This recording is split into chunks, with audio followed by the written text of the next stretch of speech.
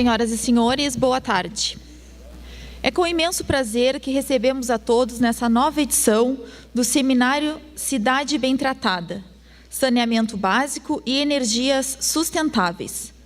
Pelo 6º ano consecutivo, temos o privilégio de reunir, em um mesmo espaço, representantes dos mais diversos segmentos, para debater sobre a situação do Brasil, dos estados e dos municípios, no que diz respeito à gestão ambiental.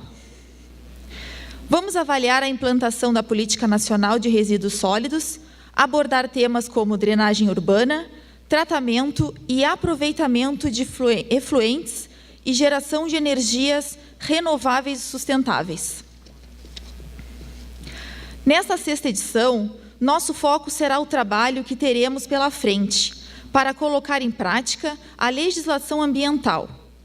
Que desafios ainda teremos que superar para que empresas, governos e consumidores compartilhem realmente a responsabilidade na efetivação da logística reversa? Que mecanismos de cobrança e de estímulos estão em andamento para que os instrumentos previstos na legislação se transformem em prática? E que novas tecnologias estão surgindo? Estão sendo subsidiadas? Todas essas questões começam a ser debatidas agora à tarde, prosseguindo amanhã durante todo o dia. Hoje, às 19h30, teremos a exibição da peça A Última Gota, do grupo de teatro Caixa de Pandora, que trata do despertar da consciência sobre a necessidade de cuidar da natureza.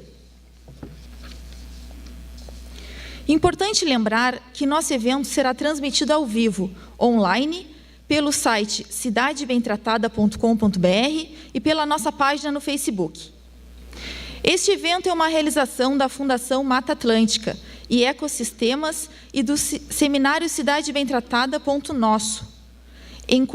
Encontro está sendo possível graças ao apoio e ao patrocínio de entidades comprometidas com a gestão ambiental correta.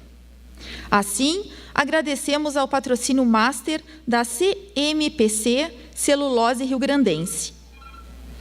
Também agradecemos ao patrocínio do Grupo Zafari, da Companhia Rio-Grandense de Valorização de Resíduos, do Grupo Ipiranga, do Sindi Atacadistas, da Associação Técnica Brasileira das Indústrias Automáticas de Vidro, Abvidro, da Companhia Rio-Grandense de Saneamento Corsã, da Ecosys Soluções Ambientais e do Sindicato das Indústrias de Materiais Plásticos, Simplástico. Este evento não seria possível sem o apoio da Assembleia Legislativa do Estado, do Ministério Público Estadual, da Câmara Municipal de Porto Alegre, do curso de Engenharia Ambiental e Sanitária da Faculdade Dom Bosco, da Federação das Associações de Municípios do Rio Grande do Sul, FAMURGS, do Comitê Ambiental, do Centro de Integração Empresa-Escola CIEE-RS, do Conselho Regional de Engenharia e Arquitetura do Rio Grande do Sul, CREA-RS, da Univates, do Núcleo de Sustentabilidade da São Judas Tadeu, Faculdade Integradas, do Laboratório Eficiência Energética e do Centro de Demonstração em Energias Renováveis da Faculdade de Engenharia da Pontifícia Universidade Católica do Rio Grande do Sul, PUC-RS, da Universidade Estadual do Rio Grande do Sul, UERGS, Conferência Nacional dos Bispos do Brasil, CNBB, Regional Sul 3. Queremos destacar também outros parceiros que auxiliam no sucesso deste evento. Quinta da Estância, Chimango Indústrias de Erva Mate, Sulgás, Sindicato dos Engenheiros do Rio Grande do Sul, SENGE-RS, H-Mídia e Ecoágua. Convidamos para compor a mesa Senhora Secretária Estadual do Ambiente e Desenvolvimento Sustentável, Ana Pellini, representando o governador do Estado, José Ivo Sartori. Senhor Presidente da Fundação Mata Atlântica e Ecossistemas, coordenador-geral do seminário, advogado, consultor e professor de Direito Ambiental, Beto Mesh.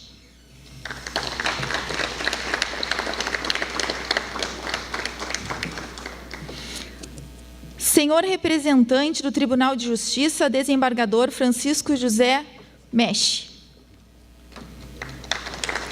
Senhor representante da Procuradoria-Geral e Justiça, coordenador do Centro Operacional de Defesa do Meio Ambiente do Ministério Público, promotor de Justiça, Dr. Daniel Martini. Representando nossos patrocinadores, o diretor de Desenvolvimento de Negócios da Companhia Rio-Grandense de Valorização de Resíduos, senhor Leomir de Castro Gironde.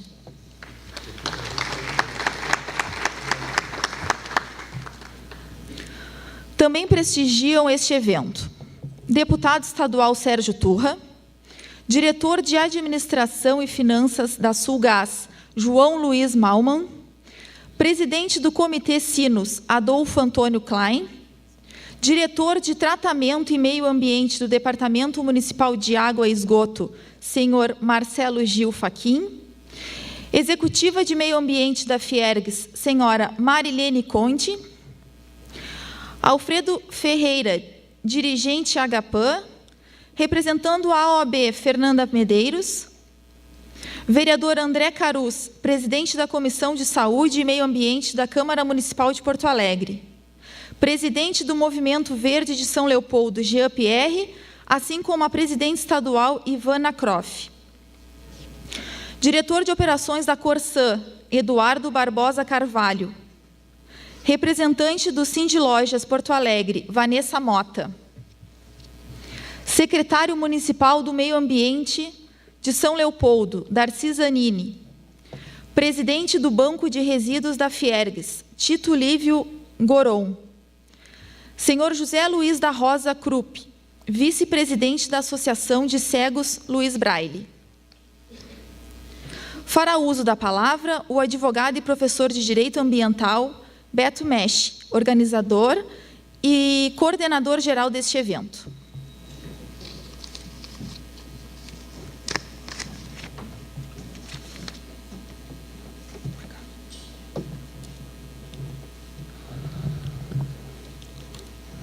Muito boa tarde. É uma satisfação estar aqui com a mesa composta e já devidamente nominada, mas faço, na pessoa da secretária Ana Pellini, a homenagem a todos da mesa e a todas as autoridades aqui presentes. E dizer que é uma satisfação muito grande, nós, da Fundação Mata Atlântica e Ecossistemas e do grupo das pessoas que organizam o Cidade Bem Tratada, abrir os trabalhos da 6ª edição desse seminário, que aos poucos passa a se transformar até mesmo num fórum de debates sobre 3 eixos principais que diz respeito ao nosso ambiente, às nossas cidades, ao campo, enfim, que são os resíduos sólidos, a água de uma forma geral e a importância das energias renováveis e sustentáveis. Eu não sou de ler, mas achei que era importante nós darmos, como Cidade Bem Tratada, a nossa opinião, muito rapidamente, sobre isso. Nós não estamos aqui para julgar absolutamente ninguém, não estamos aqui para julgar pessoas físicas, pessoas jurídicas, muito antes, pelo contrário. Entendemos que o grande colapso ambiental que o mundo enfrenta hoje é em virtude de nós mesmos, dos nossos próprios comportamentos. E nós precisamos refletir sobre isso muito e tomar atitudes efetivas para não mais retrocedermos com relação à degradação do meio ambiente de uma forma geral.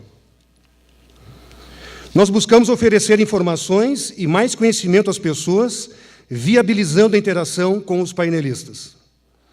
Nosso formato de painéis visa justamente isso, na medida em que convidamos atores dos mais diversos segmentos da sociedade para apresentar suas considerações numa mesma mesa e debater com a plateia. Rapidamente, então, alguns temas que nós queremos pautar e nós queremos, na realidade, dar um pequeno tom da organização, obviamente dando total liberdade para os painelistas. Primeiro, nós banalizamos o termo sustentabilidade. Isso é um termo já totalmente banalizado. Por exemplo, é comum uma atividade abusar da energia, dos recursos naturais e, mesmo assim, dizer que é sustentável. Tudo que é mega e concentrador não é sustentável por definição. Podem dizer o que quiserem, podem até defender, mas jamais dizer, por exemplo, que o pré-sal, o carvão, o fabricante e o comércio que não se responsabiliza pelos resíduos gerados, uma agricultura que usa o agrotóxico em patamares jamais vistos em nenhum lugar do mundo, sejam práticas sustentáveis. Sustentável não é. É impressionante como a Política Nacional de Resíduos Sólidos avança lentamente. Em alguns casos, estagnou, e em outros até mesmo retrocedeu. Se, por um lado, aqui no Rio Grande do Sul, há muitos anos, o processo de produção industrial avançou e muito em termos ambientais no que diz respeito à redução e reaproveitamento dos resíduos gerados dentro da fábrica, assim como o tratamento moderno dos efluentes hídricos e atmosféricos. Nós avançamos muito em termos de parque industrial no Rio Grande do Sul, mas o mesmo não ocorre com os produtos que saem da fábrica para o comércio e para o consumidor. A logística reversa realmente não se consolidou. E por que a primeira parte funciona e a segunda não? Em virtude do licenciamento ambiental, um instrumento imprescindível para a prevenção, mas ainda incompreendido e duramente atacado. Os acordos setoriais de Brasília se arrastam e os que foram assinados são extremamente modestos e até mesmo não factíveis. Aonde estão os pontos de coleta devidamente descentralizados pelas cidades? Interessante que a política reversa dos pneus, embalagens de agrotóxicos e óleos lubrificantes, estabelecidos antes da lei, são os que mais funcionam. Também em virtude do licenciamento ambiental e de resoluções dos conselhos de meio ambiente. Mas a geração de resíduos aumenta de 3 a 4 vezes com relação ao crescimento populacional, mesmo com a crise econômica. E a cadeia da reciclagem, uma das atividades que mais gera renda e emprego no mundo, até quando será altamente tributada aqui no Brasil? As próprias licitações, a lei das licitações e a lei da Política Nacional de Resíduos diz que as licitações já deveriam prever a responsabilidade pós-consumo para a compra, para obras, para justamente haver uma responsabilidade pós-consumo. As licitações continuam nos moldes do início do século XX, buscando apenas preço. Com relação à situação das águas, o índice de tratamento correto dos efluentes domésticos continua mínimo. Continuamos vendo a defesa de mega estações de tratamento, muito mais onerosas e impactantes, ao invés da descentralização. Mesmo assim, em diversos lugares, estão surgindo as pequenas e médias estações de tratamento doméstico. Mas a situação das águas agrava-se com o aumento estarrecedor do uso de agrotóxicos e fertilizantes químicos. Somos o país que mais utiliza esse tipo de veneno no mundo, que aceita produtos proibidos nos países de origem. Mas o que deveria ser mais controlado, justamente está recebendo, através de projetos que tramitam no Congresso Nacional, a flexibilização da aprovação de novos agrotóxicos. Flexibilizar o que já é extremamente flexível, até mesmo o nome, defensivo agrícola. E os alagamentos que vêm assolando o nosso Estado todos os anos? Isso é decorrente da retirada histórica, mas ainda frequente da vegetação, tanto no campo como nas cidades, impermeabilizando e erodindo o solo e assoreando as águas. Está mais do que na hora de sermos mais humildes e olharmos sempre para a natureza. Ela é que detém a melhor tecnologia. E é de graça. Na natureza não existe alagamento. A melhor e mais eficaz drenagem é a vegetação. Embora o Código Florestal tenha sido alterado para proteger radicalmente menos a nossa flora, algumas atividades positivas devem ser destacadas, como a área livre, permeável e vegetada para todos os lotes previstos em Porto Alegre, segundo o seu plano diretor. Uma tecnologia milenar, utilizada por todas as grandes civilizações, a captação e uso da água da chuva, começa aos poucos a crescer no Brasil, principalmente no Sudeste e no Nordeste. Mas num patamar ainda ínfimo. Enquanto isso, a maioria das construções são projetadas para que o uso da água para lavagem em geral, rega, descargas dos banheiros, enfim, para o uso não humano, seja feito com água tratada. Mas, ainda assim, muitos dizem que seus projetos são sustentáveis. Nem mesmo para projetos do Minha Casa Minha Vida isso é previsto. Além da falta de cultura, um equipamento de captação e uso da água da chuva paga em torno de 42% de impostos. Ainda assim, a economia é imensa e em curtíssimo prazo. No que diz respeito às energias renováveis e verdadeiramente sustentáveis, queremos destacar como algo muito positivo o aumento considerável da energia eólica. E isso em virtude dos financiamentos e subsídios, que sem isso não se viabiliza uma matriz energética. O Rio Grande do Sul já elaborou e normatizou, inclusive, o zoneamento do parque eólico no Rio Grande do Sul, secretária Ana Pierini, facilitando e agilizando o licenciamento ambiental. Mas, por outro lado, nos preocupa o pouco incentivo para outras matrizes, como o biometano e a solar, tão comuns em outros países, tanto os ricos como os menos ricos. A solar é a que mais cresce no mundo, é a que mais gera emprego no mundo. Totalmente descentralizada e, justamente por isso, e por ser limpa e segura, nem necessita de licenciamento ambiental. O problema não é o licenciamento ambiental, gente. O problema é a opção por atividades extremamente impactantes que daí necessitam de muita avaliação de impacto ambiental.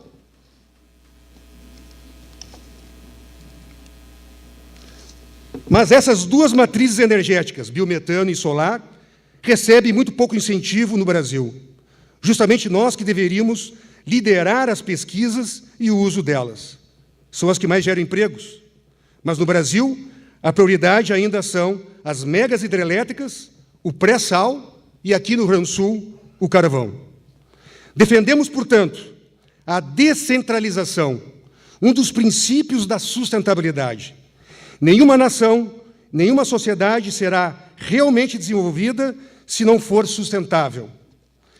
E sustentável é, acima de tudo, gerar menos resíduos, reaproveitar e reciclar o que se gera, produzir com menos recursos naturais, com menos energia e dialogar mais com a natureza e, obviamente, com a sociedade.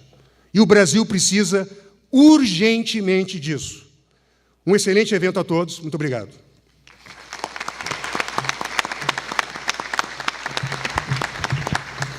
Convidamos a fazer o uso da palavra, representando nossos patrocinadores, o diretor de Desenvolvimento de Negócios da Companhia Rio-Grandense de Valorização de Resíduos, senhor Leomir de Castro Gironde.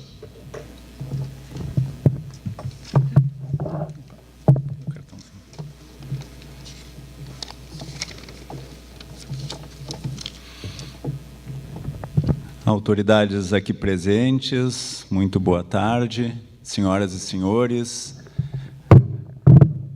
Em nome dos apoiadores, CRVR quer agradecer a oportunidade de poder colaborar com a viabilidade deste, que é um dos principais e mais qualificados fóruns de discussão na gestão dos resíduos sólidos e do meio ambiente do Rio Grande do Sul. CRVR participa ativamente desses fóruns de discussão e investe significativas quantias na busca de alternativas tecnológicas de reaproveitamento e de valorização de resíduos em todas as suas unidades. O equilíbrio entre o social e o ambiental, sem inviabilizar o pilar econômico, que, juntamente com os outros dois anteriores, torna sustentável qualquer alternativa proposta, faz parte do nosso desafio diário. Temos a responsabilidade da destinação de mais de 7 milhões de gaúchos em nossas unidades operacionais. O Rio Grande do Sul está numa condição privilegiada em relação ao Brasil em termos de disposição de resíduos.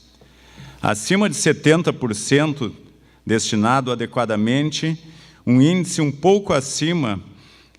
bastante acima dos 50%, que é a média nacional, né? E bastante acima também dos 30% das regiões menos desenvolvidas do país. Essa condição, ao nosso ver, no entanto, não é uma condição de conforto. Reciclamos e reduzimos muito pouco, quase nada.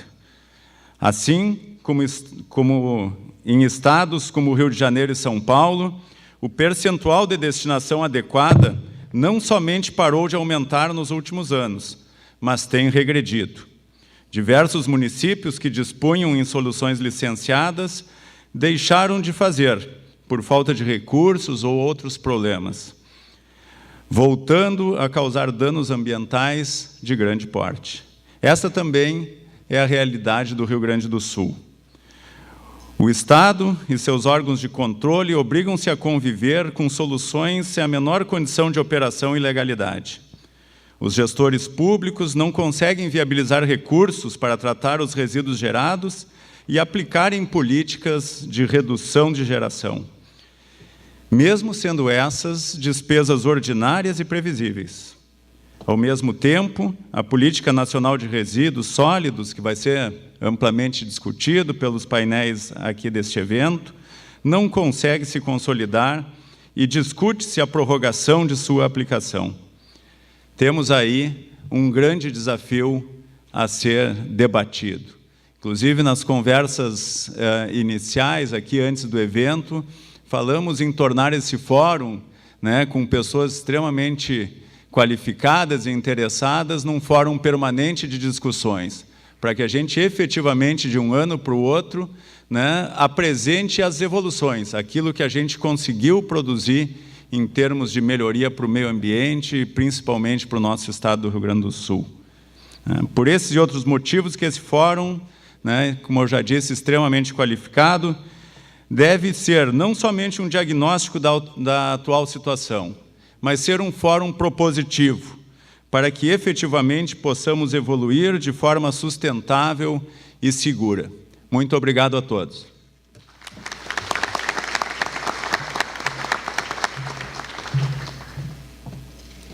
Convidamos a fazer uso da palavra a secretária de Estado do Ambiente e Desenvolvimento Sustentável, Ana Pellini, representando o governador do Estado, José Ivo Sartori. Boa tarde a todos. Cumprimento inicialmente o presidente da Fundação Mata Atlântica e Ecossistemas, coordenador-geral do seminário, Beto Meix, e agradecer pelo convite. Já é a terceira vez, eu participo da abertura do 4º, do 5º e do 6º seminário, Beto, e faço com maior alegria e orgulho, porque eu acredito no teu trabalho. E eu acho que é através desses encontros que a gente consegue trazer o assunto, consegue discutir e mobilizar. Sem isso, a gente não consegue avançar, então quero te parabenizar muito pelo teu trabalho. Cumprimentar o senhor representante do Tribunal de Justiça, desembargador Francisco Meix, o senhor representante da Procuradoria-Geral de Justiça, coordenador do Centro Operacional de Defesa do Meio Ambiente do Ministério Público, o Dr. Daniel Martini, e o senhor diretor da Companhia Rio Grandense de Valorização de Resíduos, Leomir de Castro Gironde, que é um grande cliente nosso, né, doutor Leomir, porque todas as unidades dele são licenciadas pela FEPAM, são monitoradas pela FEPAM, então nós temos uma interface muito forte com a CRVR. Mas, enfim, então, já que é a terceira vez que eu represento o governador nesse evento, eu digo com muita alegria. Mas o que não dá muita alegria é que a gente vê o pouco avanço, né, Beto? A gente gostaria de vir aqui e trazer assim notícias. Bom, nesses 2 anos a gente conseguiu, né, um grande avanço na questão da sustentabilidade. E, infelizmente, os avanços eles são muito difíceis e eles são pequenos, né? A gente vai dando os passinhos e tem que cuidar muito para não voltar para trás, porque a tendência assim é uma luta muito difícil. Agora, com a eleição dos novos prefeitos, o assunto da questão do tratamento de resíduo sólido urbano, ele vem à tona. Os prefeitos, com a contingência financeira, com a situação, digamos que de escassez de recursos, eles sempre entendem que o recurso destinado ao tratamento do resíduo sólido urbano, ele não é o mais importante, tendo em vista que eles têm que fornecer o remédio, a educação, enfim, quando chega na hora do resíduo sólido, isso parece que não é importante. Recebi na semana passada um prefeito que me disse que destina todo o IPTU que ele arrecada para o transporte e tratamento do resíduo sólido. E ele me perguntava: a senhora acha certo, doutora, que todo IPTU pago pela cidade, que é uma cidade de pequeno a médio porte, seja destinado ao tratamento de resíduo sólido? Eu não acho certo também. Eu disse: não acho certo também, mas como nós podemos fazer para melhorar isso? A ideia dele era implantar uma central no município. E aí, com todos os riscos inerentes, isso a gente sabe que tratar resíduo sólido não é para amador, isso precisa cuidado, é caro, e o município não iria economizar muito ao fazer isso diretamente. Mas aí eu perguntei a ele: o senhor tem coleta seletiva? Ele não tinha coleta seletiva. Não tinha nenhuma providência no sentido de diminuir o resíduo que ia lá para o aterro e para a alegria da CRVR, porque é lá que eles destinam. Eu fiz uma conta para ele e disse: olha, prefeito, se o senhor conseguir retirar metade com uma coleta seletiva, já o custo caiu pela metade, é a melhor providência. Aí, bom, vamos falar em compostagem. Retira mais um tanto, o que vai para o aterro tem que ser o mínimo, aquilo realmente inservível. E aqui a gente não consegue convencer as pessoas. Não consegue convencer de separar dentro da própria casa. Começa por aí. Mistura. Aí depois o prefeito, na hora da coleta, também essa coleta não é feita de forma a aproveitar, digamos, essa seleção. Às vezes a pessoa até separa e aí o caminhão mistura tudo. E assim nós vamos indo. Enquanto nós não tivermos uma consciência da nossa comunidade de que temos que tratar diferente esse assunto, que é um assunto sério, é um assunto que, se nós todos não nos dermos conta juntos, ele não tem uma boa solução. Nós não vamos chegar num bom caminho. E o recurso público, que é tão escasso, sim, vai ser gasto com transportar o lixo em distâncias enormes, em pagar aterro para coisa que não precisaria, que poderia gerar emprego e renda, que seria, inclusive, para a população que mais precisa. Então, Beto, nós temos que bater muito nesse assunto. Nós temos que trabalhar na educação ambiental para ver se a gente realmente começa a avançar. Do seu lado, o Estado tem procurado fazer algumas ações. Nós tivemos um decreto governamental que implantou o Sustentare, é um programa destinado ao tratamento dos eletroeletrônicos, em que computadores, se eles estão em uso, em condições de uso, são doados, depois a Procergs, que organiza tudo isso, o que está estragado é consertado e também é doado, e aquilo que não tem conserto vai para a SUSEP, onde as apenadas, então, estão sendo capacitadas para desmontar esses equipamentos inservíveis e dar o destino final correto para cada componente. E é algo que está tendo muito efeito, porque o Estado é grande, ele gera muito resíduo nessa área e é bom que a gente tenha, então, um destino correto. Uma outra providência muito importante foi a resolução do CONSEMA 333, que ela trata do destino das lâmpadas fluorescentes. O doutor Daniel Martini estava empenhado nisso pessoalmente, nos ajudou muito, motivou muito para que a gente construísse essa norma. ela vem em complemento, digamos, à providência nacional, que seria a melhor, os acordos setoriais que têm que ocorrer. Mas não impede que o Estado haja, né, complementarmente, e foi o que nós fizemos aí em estados e em conjunto com o Ministério Público, numa resolução, digamos, consensada com o FEComércio. Porque não adianta nada criar normas. O Beto falou que a lei da política reversa não é difícil implementar. É muito difícil quando a gente faz uma norma que não é consensada com quem vai cumprir. Aí não pega. É difícil, tem que botar uma fiscalização enorme. Então, digamos assim, as pessoas, elas cumprem, claro que tem as penalizações, mas elas cumprem de boa vontade aquilo que houve um acordo, aquilo que, digamos, que elas participaram da sua concepção.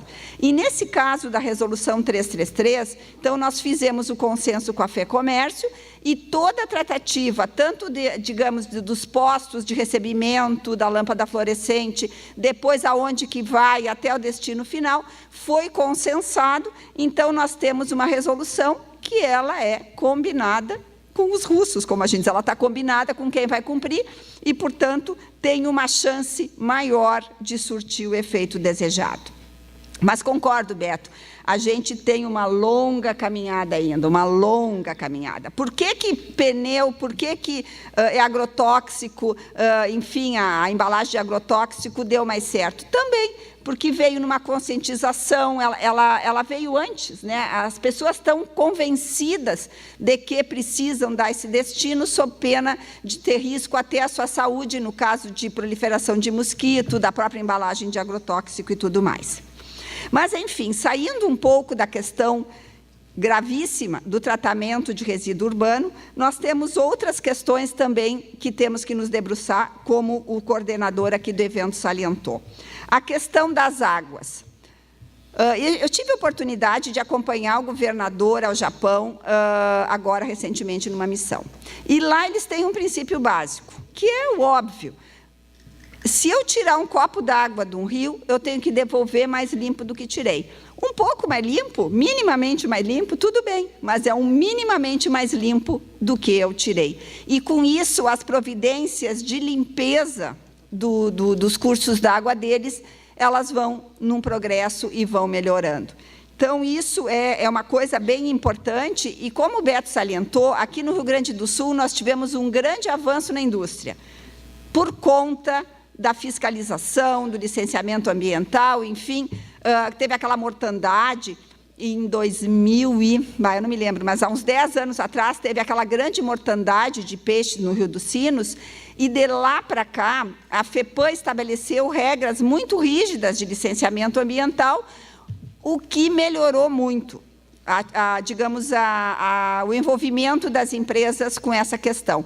Mas, no caso do tratamento de esgoto, nós não tivemos o mesmo sucesso, né? Nós foram investidos muitos recursos de lá para cá, mas ainda não tivemos o efeito que se desejava, talvez porque ainda falte a última etapa, que é as pessoas estarem convencidas que tem que se ligar nas redes de esgoto para que isso, então, seja tratado, ou, como disse o Beto, talvez rever até a política e fazer unidades menores, mais econômicas, mais perto do cidadão, do que grandes obras como tem sido feito.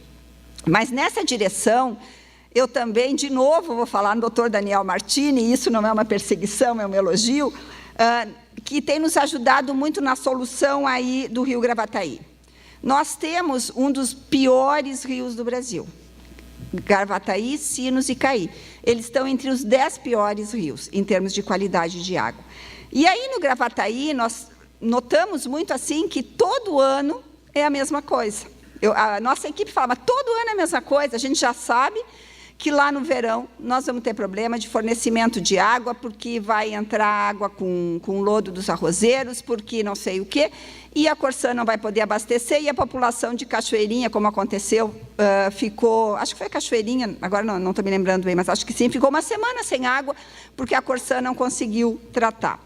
Então, nós estamos estudando uma providência bem mais robusta, para a APA do Banhado Grande, que é a maior área de preservação que nós temos aqui no Estado, mas queremos criar uma unidade de conservação de proteção integral dentro dela e renaturalizar o rio. Ou seja, fazer com que ele volte a ser aquilo que ele era antes daquelas técnicas de drenagem que foram lá aplicadas, e a gente possa ter os banhados voltando, e com isso nós vamos melhorar a qualidade da água, vamos diminuir alagamentos e vamos, enfim, melhorar a situação da região. Isso nós vamos assinar, inclusive, um convênio com o Ministério Público, que estamos aí examinando de ambos os lados, para poder fazer isso em conjunto. E a terceira coisa que eu queria dizer, assim, em termos positivos, é que, quanto a energias alternativas, né, nós temos, como já foi citado, o zoneamento da energia eólica, e nós não estamos conseguindo avançar mais nesse quesito, não por conta de licenciamento ambiental ou de problema ambiental, mas porque não temos linhas de distribuição. Então, nós temos parques totalmente licenciados, nós temos investidores que querem implantar esses parques, mas não conseguimos participar de leilão do governo federal, porque as linhas de distribuição elas não são suficientes, essa energia vai ser gerada e não vai conseguir ser distribuída. Mas a notícia boa é que investidores chineses compraram um lote de linhas de distribuição no valor de 4 bilhões, um investimento de 4 bilhões, e a gente imagina que agora isso tenha seguimento, então esses parques poderão se implantar e a gente contar com essa energia limpa. E a outra novidade nessa área é que nós tínhamos um grande embate ambiental com relação a pequenas centrais de geração de energia hidrelétricas. Há mais de 10 anos que a FEPAM não dá nenhuma licença.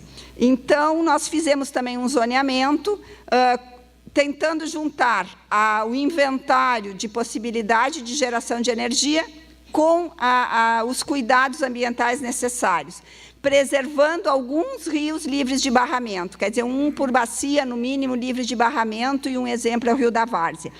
Então, e os outros a gente libera, então, dentro das condições.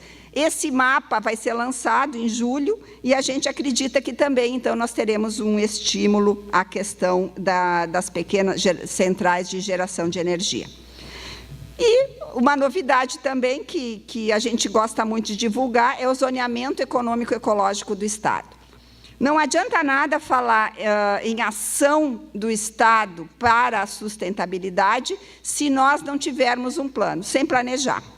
A função pública, assim como a privada, quando ela não se baseia num planejamento, ela dá muito mais trabalho. Nós secamos gelo o dia todo, que é o que eu digo muito lá, nós estamos secando gelo o dia inteiro porque a gente não tem um planejamento adequado. E o zoneamento econômico-ecológico é exatamente isso, é a visão do nosso território sob a ótica tanto da sustentabilidade ambiental quanto da econômica, ou seja, esses dois eixos têm que estar juntos e nós temos que fazer o melhor possível para que os dois tenham o mesmo tamanho para o progresso do nosso Estado. Nós já terminamos o inventário de todas as informações, o que já é um grande valor.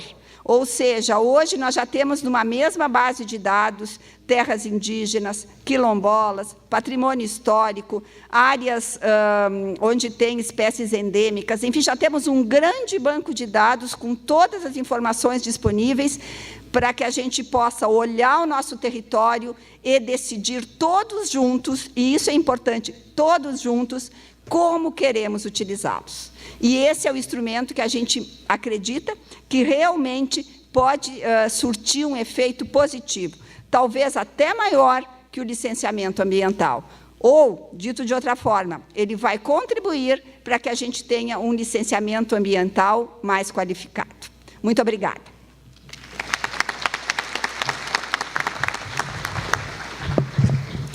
Saudamos a presença do prefeito de Porto Alegre, senhor Nelson Marquesan Júnior, onde convido a fazer o uso da palavra.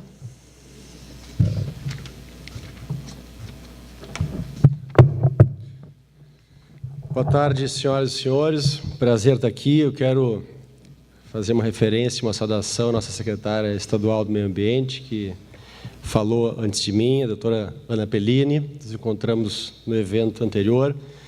fazer uma saudação, uma referência especial, e eu vim aqui pela pauta específica, que é de extremo interesse do município de Porto Alegre.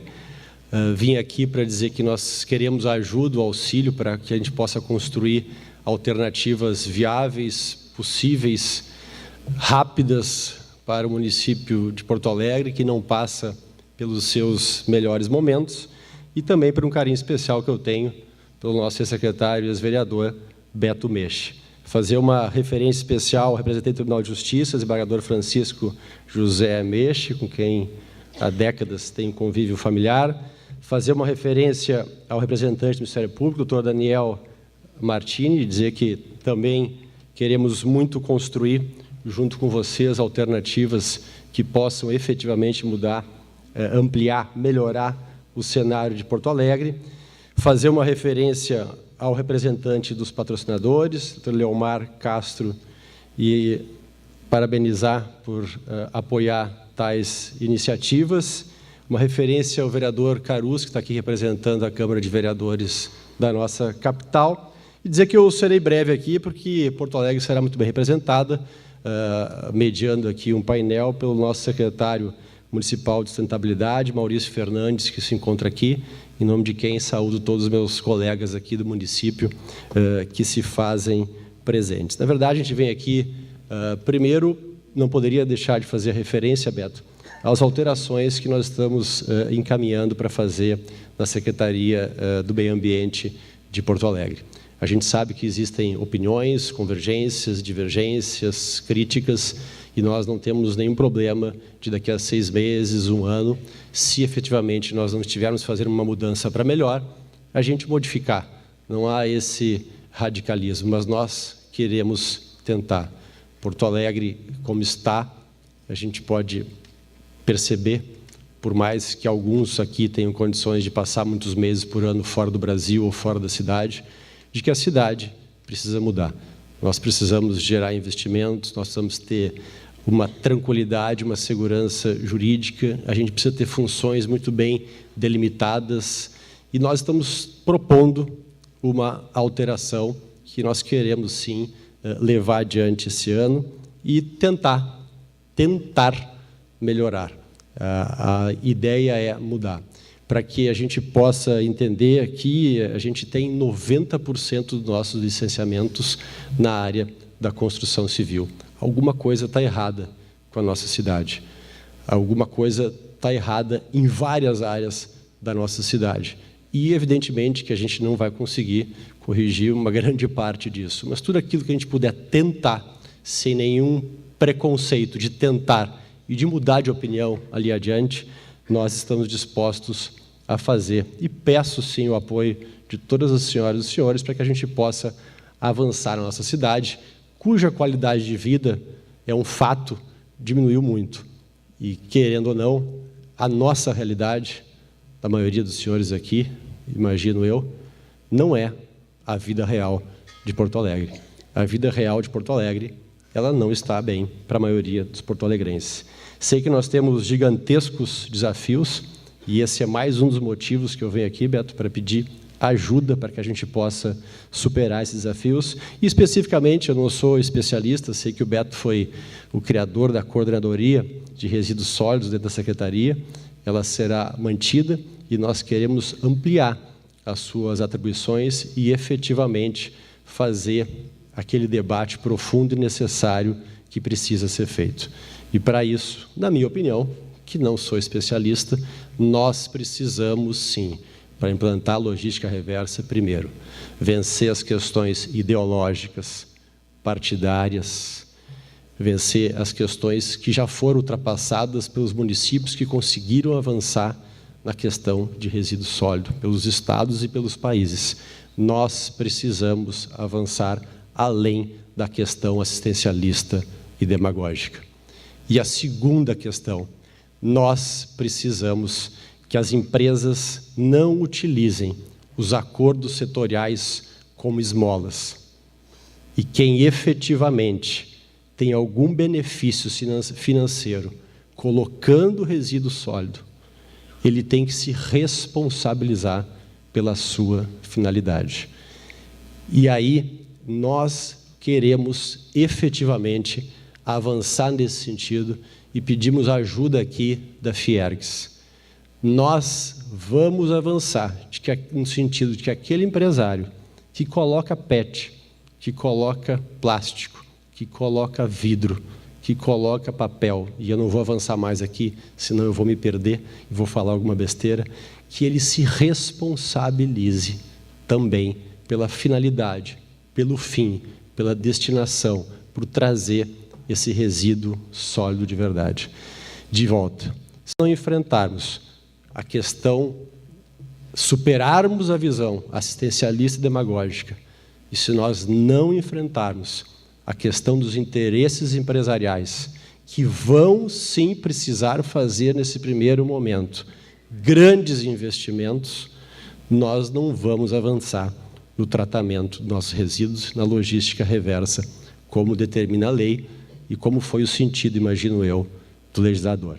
Então, para que a gente possa avançar nisso, tenho certeza que o Maurício, que o nosso governo, que a nossa orientação política é nesse sentido, dentro de todos os critérios de racionalidade e de interesse público. E dentro, de novo, das minhas limitações, eu estou aqui reiterando para pedir ajuda e o apoio de que a gente possa, depois de debater, depois de dialogar, depois de conversar, que a gente possa avançar e apresentar resultados à nossa sociedade. Muito obrigado pela oportunidade, Beto, parabéns a todos os senhores que estão aqui para debater. Muito obrigado.